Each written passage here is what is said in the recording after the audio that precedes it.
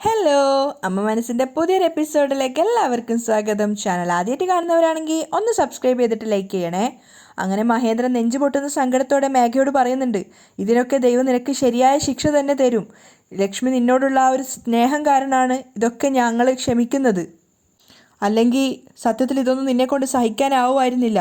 അത് കേട്ടപ്പോൾ ശരിക്കും ചന്ദ്രികയ്ക്കാണ് സങ്കടം തോന്നുന്നത്. അവൾക്ക് നിരസിച്ച സ്നേഹം മുഴുവൻ കൊടുത്തിട്ടാണ് മേഘയെ വളർത്തിയത്. എന്നിട്ടും മേഘ അവരോട് ഇങ്ങനെയൊക്കെ ചെയ്തല്ലോ എന്ന് ആലോചിച്ചപ്പോൾ മേഘയ്ക്കും സത്യത്തിൽ നെഞ്ചുപൊട്ടുന്നൊരു വേദന ഉണ്ടായിരുന്നു. കാരണം അത്രയേറെ സ്നേഹിച്ചിട്ട് തന്നെയാണ് അവർ രണ്ടുപേരും മേഘയെ വളർത്തിയിട്ടുണ്ടായിരുന്നത്. എങ്കിലും സ്വത്തുക്കൾ വിട്ടുകൊടുക്കാൻ മേഘയുടെ മനസ്സ് തയ്യാറാവുന്നില്ല. അവൾ മുത്തശ്ശിയെ നോക്കുമ്പോൾ അവരും അത് തന്നെയാണ് കണ്ണുകൊണ്ട് പറയുന്നത്, കൊടുക്കരുതെന്ന്. അപ്പോൾ ചന്ദ്രിക പറയുന്നുണ്ട്, മേഘ സത്യം പറഞ്ഞ അമ്മയെ ചതിച്ചിട്ട് നിങ്ങൾ സ്വത്തുക്കളൊക്കെ എഴുതി വാങ്ങി, എന്നിട്ട് അവരോട് ആ വീട് വിട്ട് പോവാൻ പറഞ്ഞു. അതും നിർത്താതെ ഇപ്പോൾ ഗുണ്ടകളെ വിട്ടിട്ട് ഈ വീട്ടിൽ നിന്നും അവരെ ഇറക്കി വിടാൻ ശ്രമിക്കുകയാണോ? എല്ലാവർക്കും ചന്ദ്രികയുടെ ചോദ്യം ന്യായമാണെന്ന് തോന്നുന്നുണ്ട്, ജാനകിക്കൊഴികെ. മേഘ പോലും തലതാഴ്ത്തി നിൽക്കുകയാണ്. അപ്പോൾ ചന്ദ്രിക പറയുന്നുണ്ട്, ഒരു പെൺകുട്ടിയും അല്ലെങ്കിൽ ഒരു മക്കളും തന്നെ വളർത്തിയ അച്ഛനും അമ്മയോടും ഇങ്ങനെയൊന്നും ചെയ്യില്ല. ജാനകി ചന്ദ്രികയുടെ സംസാരം കേട്ട് ദേഷ്യത്തോടെയാണ് നിൽക്കുന്നത്. വാസുദേവനൊക്കെ അങ്ങനെ തന്നെയാണ്, ചന്ദ്രികയോട് തിരിച്ചെന്തൊക്കെയൊക്കെ പറയണമെന്നുണ്ട്. അപ്പോൾ ചന്ദ്രിക മേഘയോട് ചോദിക്കുകയാണ്, നിങ്ങൾക്ക് എങ്ങനെയാണ് ഇങ്ങനെയൊക്കെ ബുദ്ധി നഷ്ടപ്പെട്ടത്? നിങ്ങൾ ആരാണ് ഇങ്ങനെയൊക്കെ പറഞ്ഞ് തിരുത്തുന്നത്? ചന്ദ്രികയുടെ ചോദ്യം മേഘയോടാണെങ്കിലും അത് കൊണ്ടിട്ടുണ്ടായിരുന്നത് ജാനകിക്കായിരുന്നു. കാരണം ഇവളെന്തിനാ നമ്മുടെ കുടുംബത്തിലെ കാര്യത്തിൽ ഇത്രയധികം സംസാരിക്കുന്നത് എന്നുള്ളൊരു ദേഷ്യമായിരുന്നു ജാനകിക്ക്. അതുകൊണ്ട് തന്നെ ജാനകി ദേഷ്യത്തോടെയാണ് സംസാരിക്കുന്നത്. ഏയ് ചന്ദ്രിക, നിർത്ത്. ചന്ദ്രിക പിന്നീട് ഒന്നും പറയാതെ തലതാഴ്ത്തി നിൽക്കുകയാണ്. അപ്പോൾ ജാനകി പറയുന്നുണ്ട്, ഇത് ഞങ്ങളുടെ കുടുംബത്തിൽ നടക്കുന്ന കാര്യമാണ്, ഇതിന് നീ എന്തിനാ തലയിടുന്നത്? എല്ലാവരും ഒന്നും മിണ്ടാതെ നിൽക്കുകയാണ് ജാനകിയുടെ സംസാരം കേട്ടിട്ട്. അപ്പോൾ ജാനകി പൊട്ടിത്തെറിച്ചുകൊണ്ടാണ് സംസാരിക്കുന്നത്. നീ നിന്റെ ഗ്രാമത്തിലേക്ക് പോയതല്ലേ, പിന്നെ എന്തിനാ നീ വീണ്ടും തിരിച്ചു വന്നത്? ഇനി ഈ വീട്ടിൽ നിനക്ക് ജോലിയൊന്നും തരാനില്ല.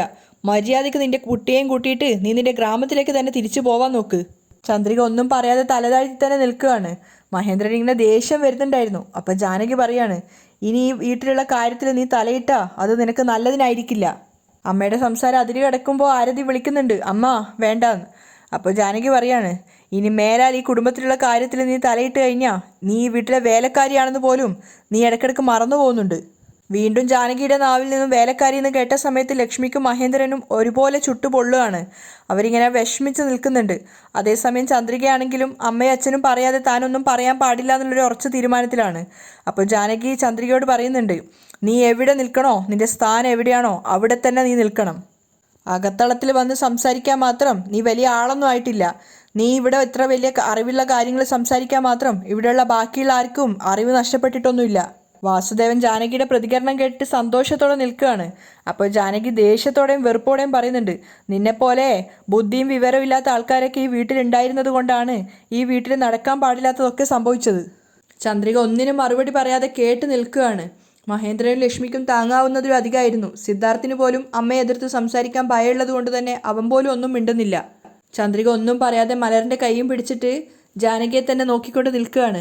അപ്പോൾ ജാനകി ദേഷ്യത്തോടെ പറയുന്നുണ്ട്, നിന്നോടല്ലേ പറഞ്ഞത് ഇറങ്ങിപ്പോവാൻ. ജാനകി ചന്ദ്രികയുടെ അപമര്യാദയായി സംസാരിക്കുന്നത് കണ്ടിട്ട് സഹിക്കാനാവാതെയാണ് മഹേന്ദ്രനും ലക്ഷ്മിയും നിൽക്കുന്നത്. ജാനകിയാണെങ്കിൽ നല്ല ദേഷ്യത്തിലാണുള്ളത്. നീ എന്തേ ഈ നോക്കിക്കൊണ്ട് നിൽക്കുന്നത്? നീ ഇപ്പോൾ പോവില്ലയോ? അമ്മയും അച്ഛനും പ്രതികരിക്കുന്നുള്ളൊരു പ്രതീക്ഷയിലാണ് ചന്ദ്രിക അപ്പോഴും അവിടെ നിൽക്കുന്നത്. അവൾ അവിടെ നിന്ന് അനങ്ങുന്നില്ല. അത് കണ്ടിട്ട് ജാനകിക്ക് ദേഷ്യം വന്നിട്ട് അവരവരെ വീൽ ചെയർ ഉരുട്ടിയിട്ട് ചന്ദ്രികയുടെ അടുത്തേക്ക് പോവാണ്. എന്നിട്ട് വീണ്ടും പറയുന്നുണ്ട്, നീ വീട്ടിൽ നിന്ന് ഇറങ്ങിപ്പോ. അപ്പോഴും ചന്ദ്രിക ഒന്നും അനങ്ങാതെ നിൽക്കുകയാണ്. ജാനകി ദേഷ്യത്തോടെ അവളുടെ കൈ പിടിച്ചിട്ട് അവളെ പുറത്തേക്ക് തള്ളുകയാണ്. അപ്പോഴേക്കും മഹേന്ദ്രൻ വന്നിട്ട് പറയുന്നുണ്ട്, ജാനകി, ആരുടെ മേലെ നീ കൈവെക്കുന്നത്? ജാനകി ഏട്ടൻ്റെ മുഖത്തേക്ക് നോക്കുകയാണ്. അപ്പോൾ മഹേന്ദ്രൻ ചോദിക്കുന്നുണ്ട്, ഇവൾ ആരാന്നറിയോ നിനക്ക്? എനിക്ക് നന്നായിട്ട് അറിയൂ ഏട്ടാ, ഇവളൊരു വേലക്കാരി. മഹേന്ദ്രൻ്റെ ക്ഷമ മുഴുവനായിട്ട് നശിച്ചിട്ടുണ്ടായിരുന്നു. അയാൾ അലറി വിളിച്ചുകൊണ്ട് പറയാണ്, നിർത്ത്, അവൾ വേലക്കാരിയല്ല, എൻ്റെ മകളാ. അത് കേട്ട സമയത്ത് ചന്ദ്രിക അത്ഭുതത്തോടെ നോക്കുകയാണ് മഹേന്ദ്രനെ. ജാനകി ഉൾപ്പെടെ എല്ലാവരും ഷോക്കായിട്ട് നിൽക്കുകയാണ്. മേഘ പോലും, കാരണം അത്രയും പബ്ലിക്കായിട്ട് ആ ഒരു സത്യം അവർ വിളിച്ചു പറയുന്നുള്ളത് മേഘയും മുത്തശ്ശിയും ഒന്നും ചിന്തിച്ചിട്ടുണ്ടായിരുന്നില്ല. സിദ്ധാർത്ഥിനൊക്കെ വല്ലാത്ത അതിശയം തോന്നുകയാണ് ചന്ദ്രിക തൻ്റെ അങ്കിളുടെ മകളാണെന്ന് കേട്ട സമയത്ത്. ആ സമയത്ത് കരഞ്ഞുകൊണ്ടാണ് മഹേന്ദ്രൻ പറയുന്നത്, വീണ്ടും ആവർത്തിക്കുകയാണ്, അവൾ വേലക്കാരിയല്ല, എൻ്റെ മകളാണ്, എൻ്റെ രക്തം. ഏറ്റവും കൂടുതൽ ഷോക്കായത് മേഘ തന്നെയാണ്. അതുപോലെ തന്നെ മുത്തശ്ശനും ഇങ്ങനെ മഹേന്ദ്രൻ പറയുന്നത് വിശ്വസിക്കാനാവാതെ നിൽക്കുന്നുണ്ട്. അപ്പോഴും കരഞ്ഞുകൊണ്ട് മഹേന്ദ്രൻ വീണ്ടും വീണ്ടും ആവർത്തിക്കുകയാണ്, എൻ്റെ മകളാണ് അവൾ, എൻ്റെ രക്തം. ലക്ഷ്മിയും നിറഞ്ഞ കണ്ണുകളോട് അത് അംഗീകരിച്ചിട്ട് തലയാട്ടുകയാണ്. അപ്പോൾ ചന്ദ്രിക അവർ അത്രയും പബ്ലിക്കായിട്ട് അങ്ങനെ പറയുന്നും തന്നെ എല്ലാവർക്കും മുന്നിൽ അവർ അംഗീകരിക്കുന്ന ഒന്നും അവൾ വിശ്വസിച്ചിട്ടുണ്ടായിരുന്നില്ല. എങ്കിലും ഒരു ശുഭപ്രതീക്ഷയോടെയാണ് ചന്ദ്രിക അവിടെ നിന്നിട്ടുണ്ടായിരുന്നത്. പക്ഷെ അച്ഛൻ്റെ അമ്മയുടെ നാവിൽ നിന്ന് അങ്ങനെ ഒരു സത്യം പുറത്തു വന്നപ്പോൾ ചന്ദ്രിക ശരിക്കും സന്തോഷത്തോടെയും അതിലേറെ അത് വിശ്വസിക്കാനാവാതെ നിൽക്കുകയാണ്. പക്ഷെ സിദ്ധാർത്ഥിൻ്റെ മുഖത്ത് നല്ല സന്തോഷമായിരുന്നു. മലരൊന്നും മനസ്സിലാവാതെ മുത്തശ്ശൻ്റെ മുഖത്തേക്ക് തന്നെ നോക്കി നിൽക്കുകയാണ്. അപ്പം ജാനകി മഹേന്ദ്രനോട് ചോദിക്കുന്നുണ്ട്. അവർക്കും വിശ്വസിക്കാനാവുന്നില്ല. എന്തൊക്കെയായിട്ടാ ഇങ്ങനെയൊക്കെ പറയുന്നത്? ജോലിക്കാരിയെ മകളെപ്പോലെ കണ്ട് സ്നേഹിച്ചതൊക്കെ കൊള്ളാം എന്ന് വെച്ച് അവൾ നിങ്ങളുടെ മകളാണെന്ന് പറയണോ? ഇവള് നിങ്ങളുടെ മോളോ? എന്തിനായിട്ടാ ഇങ്ങനെ കള്ളം പറയുന്നത്? മഹേന്ദ്രൻ വീണ്ടും ആവർത്തിക്കുകയാണ്. നിർത്ത്, മനസ്സിലാവാതെ ഓരോന്ന് സംസാരിക്കരുത്. അവൾ എൻ്റെ മോളാണ്. ജാനകി അപ്പോഴും വിശ്വസിക്കാനാവാതെ മഹേന്ദ്രനെ നോക്കുകയാണ്. നിറഞ്ഞ കണ്ണുകളോടെ അയാൾ പറയുന്നുണ്ട്. ദാ നോക്ക്, ഈ കാണുന്ന മലരില്ലേ, അത് ഞങ്ങളുടെ കൊച്ചുമോളാണ്. മേഘ ശരിക്കും തകർന്നു പോയിക്കൊണ്ടേയിരിക്കുകയാണ്. സ്വത്തുക്കളൊക്കെ കിട്ടിയെന്ന് പറഞ്ഞാലും ഓരോന്നോരോന്നും നഷ്ടപ്പെടുന്നത് പോലെയുള്ളൊരു ഫീലായിരുന്നു അവൾക്ക്. പക്ഷേ സിദ്ധാർത്ഥ് സന്തോഷത്തോടെ പുഞ്ചിരിച്ചുകൊണ്ട് മുത്തശ്ശൻ്റെ മുഖത്തേക്കാണ് നോക്കുന്നത്. വീണ്ടും വീണ്ടും മഹേന്ദ്രൻ ആവർത്തിക്കുന്നത് കൊണ്ട് തന്നെ കേട്ട സത്യമാണെന്നുള്ളത് ഓരോരുത്തരും വിശ്വസിച്ചുകൊണ്ടേ ഇരിക്കുകയാണ്. അപ്പോൾ മുത്തശ്ശി വിചാരിക്കുന്നുണ്ട്, അപ്പോൾ ഞാൻ സംശയിച്ചതൊക്കെ ശരി തന്നെയാണല്ലോ. എങ്കിലും ചന്ദ്രികയാണ് ഇവരുടെ മകളെന്ന് ഇവരെങ്ങനെയായിരിക്കും മനസ്സിലാക്കിയിട്ടുണ്ടാവുക? അതിനുശേഷം മഹേന്ദ്രൻ എല്ലാവർക്കും നേരെ തിരിഞ്ഞിട്ട് പറയാണ്. ഈ വീട്ടിലുള്ള എല്ലാവരോടായിട്ട് ഞാൻ പറയാം, ചന്ദ്രിക ജോലിക്കാരിയല്ല. ചന്ദ്രിക അതിശയത്തോടെ അവളുടെ അച്ഛനെ നോക്കുകയാണ്. അപ്പോൾ അഭിമാനത്തോടെ മഹേന്ദ്രൻ പറയുന്നുണ്ട്, ഈ വീട്ടിലെ മഹാറാണിയാണ്. ജാനകി കേട്ടത് വിശ്വസിക്കാനാവാതെ ചന്ദ്രികയുടെ മുഖത്തേക്ക് നോക്കുകയാണ്. ശരിക്കും ലോട്ടറി അടിച്ച സന്തോഷം സിദ്ധാർത്ഥിൻ്റെ മുഖത്തായിരുന്നു. കാരണം അവന് കേട്ടത് വിശ്വസിക്കാനേ ആവുന്നില്ല. സത്യം തന്നെ ആവണമെന്നുള്ളൊരു സന്തോഷത്തിലാണ് അവനുള്ളത്. അപ്പോൾ മഹേന്ദ്രൻ കരഞ്ഞുകൊണ്ട് അച്ഛനോട് പറയുന്നുണ്ട്, അച്ഛാ, അവള് നിങ്ങളുടെ കൊച്ചുമോളാണ് അച്ഛാ. അദ്ദേഹം മഹേന്ദ്രൻ പറഞ്ഞ കാര്യം വിശ്വസിക്കാനാവാതെ തരിച്ചു നിൽക്കുകയാണ്. എന്നിട്ട് ചോദിക്കുന്നുണ്ട്, മഹേന്ദ്ര, നീ പറഞ്ഞത് എനിക്ക് വിശ്വസിക്കാൻ സാധിക്കുന്നില്ല. സത്യമായിട്ടും ചന്ദ്രിക എൻ്റെ കൊച്ചുമോളാണോ? അപ്പോൾ മഹേന്ദ്രൻ കരഞ്ഞുകൊണ്ട് പറയാണ്, അതെ അച്ഛാ.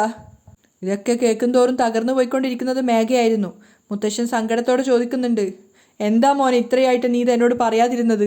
അപ്പോൾ മഹേന്ദ്രൻ സങ്കടത്തോടെ പറയുന്നുണ്ട്, അത് പറഞ്ഞു കഴിഞ്ഞാൽ മേഘയുടെ മനസ്സ് വിഷമിക്കുമെന്ന് ലക്ഷ്മി പറഞ്ഞതുകൊണ്ടാണ് ഞാൻ പറയാതിരുന്നത്. മേഘയുടെയും കണ്ണ് നിറയുന്നുണ്ടായിരുന്നു. അപ്പോൾ മഹേന്ദ്രൻ കരഞ്ഞുകൊണ്ട് പറയാണ്, ചന്ദ്രിക ഞങ്ങളുടെ മകളാണെന്ന് അറിഞ്ഞിട്ടും മേഘയുടെ മനസ്സ് വിഷമിക്കണ്ടെന്ന് കരുതിയിട്ടാണ് അവളെ വേലക്കാരിയാക്കി തന്നെ വെച്ചതച്ചാ. ചന്ദ്രിക ഒന്നും പറയാതെ നിറഞ്ഞ കണ്ണുകളോടെ നിൽക്കുകയാണ്. അപ്പോൾ മഹേന്ദ്രൻ പറയുന്നുണ്ട്, ചന്ദ്രികയാണ് ഞങ്ങളുടെ മകളെന്ന് അറിഞ്ഞു കഴിഞ്ഞാൽ മേഘ വിഷമിക്കുന്നു കരുതിയാണ് ഞങ്ങൾ ഇത്രയും കാലം ഇത് പറയാതിരുന്നത്. ലക്ഷ്മിയാണ് പറഞ്ഞത്, ആരോടും ഇത് പറയരുത്, മേഘയുടെ മനസ്സ് വേദനിക്കുന്നു. അതുകൊണ്ടാണ് ഞാൻ ആരോടും പറയാതെ ഇത്രയും കാലം ഇത് മറച്ചു വെച്ചത്. നെഞ്ച് പൊട്ടുന്ന സങ്കടത്തോടു കൂടിയാണ് മഹേന്ദ്രൻ പറഞ്ഞത്. അങ്ങനെ ചിന്തിച്ച ഞങ്ങൾക്കെതിരെയാണ് ഇങ്ങനൊരു ദ്രോഹം മേഘ ചെയ്തതച്ചാ. മേഘയ്ക്ക് പോലും സങ്കടം സഹിക്കാനാവുന്നില്ല. കാരണം തന്നോടുള്ള സ്നേഹം കൊണ്ടാണ് സ്വന്തം മകളെപ്പോലും അവർ മറച്ചു വെച്ചത്. അപ്പോൾ മഹേന്ദ്രൻ പറയുന്നുണ്ട്, ഇങ്ങനെ ചെയ്ത് ഇവളെ ഈ ജന്മത്തിൽ ഞാൻ മറക്കില്ല അച്ഛാ. മഹേന്ദ്രൻ പറഞ്ഞതൊക്കെ സത്യമാണെന്ന് മനസ്സിലായെങ്കിലും ആരും അത് ഉൾക്കൊള്ളാൻ സാധിക്കാത്തൊരവസ്ഥയിലാണ്, ജാനകി ഉൾപ്പെടെ. അപ്പോൾ മഹേന്ദ്രൻ കരഞ്ഞുകൊണ്ട് ചന്ദ്രികയോട് പറയുന്നുണ്ട്, ചന്ദ്രിക, മലരിനെയും കൂട്ടി പോയിട്ട് മുത്തശ്ശൻ്റെ അനുഗ്രഹം വാങ്ങിക്കുമോളെ. ചന്ദ്രിക അതുപോലെ തന്നെ മുത്തശ്ശൻ്റെ അനുഗ്രഹം വാങ്ങിക്കാൻ വേണ്ടിയിട്ട് അദ്ദേഹത്തിൻ്റെ മുന്നിൽ പോയി നിൽക്കുകയാണ്. മുത്തശ്ശ, ഞങ്ങളെ അനുഗ്രഹിക്ക്. അപ്പോൾ തന്നെ അവർ കാൽക്കീഴിലേക്ക് വീഴുന്ന സമയത്ത് മുത്തശ്ശൻ പറയുന്നുണ്ട്, നന്നായിട്ട് വരും മക്കളെ. സിദ്ധാർത്ഥിന് അത് കണ്ടിട്ട് വല്ലാത്ത സന്തോഷം തോന്നുകയാണ്. മഹേന്ദ്രനും ലക്ഷ്മിക്കും തങ്ങളുടെ മകളെ തിരിച്ചു കിട്ടിയൊരു സന്തോഷവും. എല്ലാം നഷ്ടപ്പെട്ടത് ശരിക്കും മുത്തശ്ശിക്കും മേഘയ്ക്കും തന്നെയായിരുന്നു. ആ അനുഗ്രഹം വാങ്ങിച്ചതിന് ശേഷം ചന്ദ്രികയോട് മുത്തശ്ശൻ പറയുന്നുണ്ട്, നന്നായിട്ട് വരുമോളെ, നിനക്കും നിന്റെ കുഞ്ഞിനും ദൈവം ഇനി ഒരു കുറവും വരുത്തില്ല. ചന്ദ്രിക ഒന്നും പറയാതെ സങ്കടത്തോടെ നിൽക്കുകയാണ്.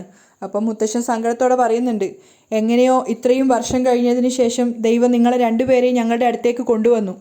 ചന്ദ്രികയുടെ തലയിൽ കൈവച്ച് അനുഗ്രഹിച്ചുകൊണ്ട് അദ്ദേഹം പറയുന്നുണ്ട്, ഇനി ഈ വയസ്സൻ സമാധാനത്തോടെ കണ്ണടിക്കാം മോളെ. സ്നേഹവും വാത്സല്യവും ഒക്കെ തൻ്റെ കണ്ണുമുന്നിൽ നിന്ന് നഷ്ടപ്പെടുന്നത് നോക്കി നിൽക്കുകയാണ് മേഘ. ജാനകിക്കും വാസുദേവനും ഒക്കെ ചന്ദ്രികയാണ് മകളെന്നുള്ളത് അംഗീകരിക്കാനാവുന്നുണ്ടായിരുന്നില്ല. അപ്പോൾ സിദ്ധാർത്ഥ് മഹേന്ദ്രനോട് പറയുന്നുണ്ട്, അങ്കിൾ, നിങ്ങൾ ചന്ദ്രികയാണ് നിങ്ങളുടെ മകളെന്ന് ആദ്യമേ പറഞ്ഞിരുന്നെങ്കിൽ ഈ വീട്ടിൽ ഇത്രയധികം പ്രശ്നങ്ങൾ ഉണ്ടാവില്ലായിരുന്നു. ചന്ദ്രികയാണ് നിങ്ങളുടെ മകളെന്ന് നിങ്ങൾക്ക് എന്ന് മനസ്സിലായോ അന്ന് തന്നെ നിങ്ങൾക്കത് എല്ലാവർക്കും മുന്നിലും പറയായിരുന്നു. അപ്പോൾ സങ്കടത്തോടെ മഹേന്ദ്രൻ പറയുന്നുണ്ട്, തെറ്റ് ചെയ്തു പോയി മോനെ, ആ തെറ്റിനുള്ള ശിക്ഷയാണ് ഇപ്പോൾ അനുഭവിച്ചു കൊണ്ടിരിക്കുന്നത്. മേഘ അതൊക്കെ കണ്ടു നിൽക്കുകയാണ്. അവൾക്കിതൊന്നും സഹിക്കാനാവുന്നില്ല. അപ്പം മുത്തശ്ശൻ പറയുന്നുണ്ട്, മേഘ, അവസാനമായിട്ട് നിനക്കൊരു അവസരം കൂടെ തരാം. നിന്റെ തെറ്റുകളൊക്കെ നീ മനസ്സിലാക്കി നീ ലക്ഷ്മിയെ ചതിച്ച് വാങ്ങിച്ച സ്വത്തുക്കളൊക്കെ തിരിച്ച് ലക്ഷ്മിയുടെ പേരിലേക്ക് തന്നെ എഴുതി കൊടുക്ക്. അങ്ങനെ ചെയ്താൽ നിനക്ക് ഈ വീട്ടിൽ എപ്പോഴും മുൻപുണ്ടായിരുന്നത് പോലെ തന്നെ താമസിക്കാം. എന്തു പറയുന്നു? ആ സമയത്ത് മേഘ മുത്തശ്ശിയെ നോക്കുമ്പോൾ അവർ വീണ്ടും തലകൊണ്ട് പറയുന്നുണ്ട് വിട്ടുകൊടുക്കരുതെന്ന്. അത് മേഘയെ അംഗീകരിക്കുകയാണ്. പക്ഷെ അവൾ മറുപടി ഒന്നും മുത്തശ്ശനോട് പറയുന്നില്ല. അപ്പോൾ മുത്തശ്ശൻ പറയുന്നുണ്ട്, ചന്ദ്രികയാണ് അവരുടെ യഥാർത്ഥ മകളെന്ന് അറിഞ്ഞിട്ടും നിന്റെ മനസ്സ് വിഷമിക്കുന്നു കരുതി മാത്രമാണ് ഇത്രയും കാലം അവരത് മറച്ചു വെച്ചത്. അങ്ങനെയുള്ള അവരോട് ഇത്രയും വലിയൊരു ദ്രോഹം ചെയ്യാൻ നിനക്ക് എങ്ങനെയാണ് സാധിച്ചത്? നീയായിട്ട് തന്നെ നിന്റെ പേരിലേക്ക് വന്ന സ്വത്തുക്കളൊക്കെ തിരിച്ച് അവരുടെ പേരിലേക്ക് തന്നെ എഴുതി കൊടുക്കാൻ നോക്ക്. അദ്ദേഹത്തിന്റെ മുഖത്ത് പോലും നോക്കാതെ മേഘ വീണ്ടും ആവർത്തിക്കുകയാണ്, ക്ഷമിക്കണം മുത്തശ്ശ, എന്നെക്കൊണ്ട് അതിന് സാധിക്കില്ല. എല്ലാവരും അത് കേട്ട് ഷോക്കായിട്ട് നിന്നപ്പോൾ മേഘ പറയുന്നുണ്ട്, മഹേന്ദ്രൻ അച്ഛൻ, കുഞ്ഞുനാളിലെ ഈ സ്വത്തുക്കളൊക്കെ നിനക്കുള്ളതാണെന്ന് പറഞ്ഞ് എൻ്റെ തലയൊട്ടിയിൽ അത് പതിഞ്ഞുപോയി. ഇപ്പോൾ പെട്ടെന്ന് വന്നിട്ട് ഈ സ്വത്തുക്കളൊന്നും നിനക്കുള്ളതല്ല, അത് വേറൊരുത്തിക്കാണെന്ന് പറഞ്ഞാൽ എന്നെക്കൊണ്ട് എങ്ങനെ അത് അംഗീകരിക്കാൻ പറ്റും? അവൾ പൊട്ടിത്തെറിച്ചുകൊണ്ടാണ് ചോദിക്കുന്നത്. ചെറിയ കുട്ടികളായിരുന്നപ്പോൾ തന്നെ, പ്രസവിച്ചപ്പോൾ തന്നെ ഞങ്ങൾ ആരൊക്കെയോ ചേർന്ന് മാറ്റി. അതിന് എന്നെക്കൊണ്ട് എന്ത് ചെയ്യാൻ സാധിക്കും? ഞാൻ ആർക്ക് വേണ്ടിയും ഒന്നിനു വേണ്ടിയും എൻ്റെ പേരിലിരിക്കുന്ന സ്വത്തുക്കൾ മാറ്റി എഴുതാൻ ആഗ്രഹിക്കുന്നില്ല. അത് കേട്ട് ലക്ഷ്മി പൊട്ടിത്തെറിക്കുകയാണ്. ഏതാടി നിന്റെ സ്വത്ത്? ഏതാ നിന്റെ സ്വത്ത്? ഇതൊക്കെ കഷ്ടപ്പെട്ട് അധ്വാനിച്ച് സമ്പാദിച്ച വ്യക്തിയാണ് ഈ നിൽക്കുന്നത്. നിനക്ക് സ്വത്ത് വേണോ? ലക്ഷ്മി പൊട്ടിത്തെറിച്ചപ്പോൾ മേഘ കൂളായിട്ട് പറയാണ്, ഇങ്ങോട്ട് നോക്ക്, ഇപ്പോഴും ഒരു പ്രശ്നവും ഇല്ല.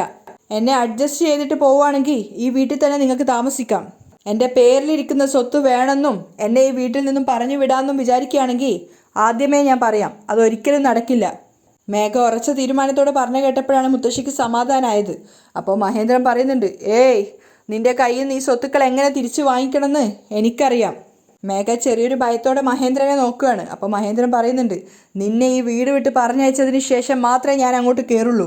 അപ്പോഴാണ് മുത്തശ്ശൻ മേഘയോട് പറയുന്നത്, മേഘ, ഒരു കാര്യം കൂടെ നിന്നോട് പറയാം. നിന്നെ ലക്ഷ്മിയെ പറ്റിച്ചിട്ട് നിനക്ക് ആ വീട് വേണമെങ്കിൽ എഴുതി വാങ്ങിക്കാം. പക്ഷേ മഹേന്ദ്രനും ലക്ഷ്മിയും താമസിക്കുന്ന ഈ ഔട്ട് ഹൗസ് അതിപ്പോഴും എൻ്റെ പേരിൽ തന്നെയാണ്. അവരിവിടെ താമസിക്കാതിരിക്കാൻ വേണ്ടിയിട്ട് ഈ ഗുണ്ടകളെ വിട്ടിട്ടുള്ള ഭീഷണിപ്പെടുത്തലൊന്നും ഇനി ഇവിടെ നടക്കില്ല. അതൊക്കെ നിർത്തിക്കോ. അത് താൻ ചെയ്യാത്ത തെറ്റായതുകൊണ്ട് തന്നെ മേഘ ഒന്നും പറയാതെ നിൽക്കുകയാണ്. അപ്പോൾ മുത്തശ്ശൻ പറയുന്നുണ്ട്, അതല്ലാത്ത പക്ഷം പെണ്ണാണെന്ന് പോലും നോക്കില്ല. നീ ഒരു പെൺകുട്ടിയെ വളർത്തുന്നുണ്ട്, അതിനാരും ഇല്ലാതാവരുതെന്ന് കരുതിയിട്ട് മാത്രമാണ് ഞാൻ ക്ഷമയോടെ നിൽക്കുന്നത്. മുത്തശ്ശൻ്റെ ആ വാക്ക് കേട്ട സമയത്ത് മേഘ ശരിക്കും ഷോക്കാവുകയാണ്. കാരണം തനിക്ക് ആരും ഇല്ലയെന്ന് വരെ അവൾക്ക് ആ സമയത്ത് തോന്നിപ്പോവുകയാണ്. തിരിഞ്ഞ് മഹേന്ദ്രനെ നോക്കുന്നുണ്ട്. എല്ലാവരുടെ മുഖത്ത് തന്നോടുള്ളത് വെറുപ്പ് മാത്രമാണെന്ന് മേഘയ്ക്ക് മനസ്സിലാവുകയാണ്. മേഘ വല്ലാത്ത സങ്കടത്തോടെയാണ് അവിടുന്ന് പോകുന്നത്. ആ സമയത്ത് മലറിനെ നോക്കിയിട്ട് സിദ്ധു വന്നിട്ട് മലറിനെ കെട്ടിപ്പിടിക്കുകയാണ്. മലർക്കുട്ടി എന്ന് പറഞ്ഞിട്ട് അവളെ എടുത്തിട്ട് കിസ്സൊക്കെ കൊടുക്കുന്നുണ്ട്. ആ സമയത്ത് അതൊക്കെ കണ്ട് സന്തോഷത്തോടെ നിൽക്കുകയാണ് മഹേന്ദ്രനും ലക്ഷ്മിയും ഒക്കെ.